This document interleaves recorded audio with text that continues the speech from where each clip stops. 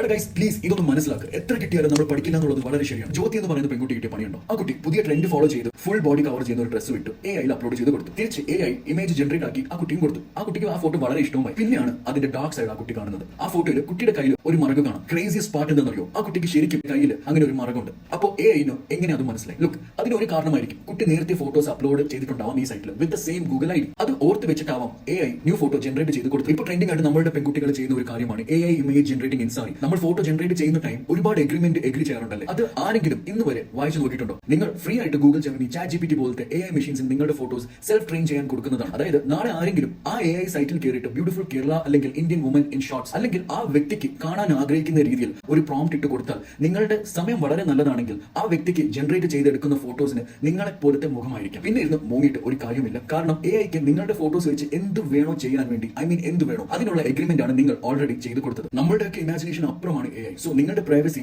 നിങ്ങളുടെ കയ്യിൽ മാത്രമായിരിക്കണം. AI-ൽ photo upload ചെയ്യുമ്പോൾ ഒന്ന് ആലോചിച്ചിട്ട് മാത്രം ചെയ്യുക. ഇത് അറിയാതെ ഫോട്ടോസ് ഇട്ട് സ്വയം പൊങ്ങുന്ന നിങ്ങളുടെ ഫ്രണ്ട്സിന് ഇത് ഷെയർ ചെയ്ത് കൊടുക്കുക. ആൻഡ് ബ്രോ, ഇത് പെൺകുട്ടികൾക്ക് മാത്രമല്ല ആൺകുട്ടികൾക്കും സെയിം കാര്യം തന്നെയാണ് പറ്റുന്നത്.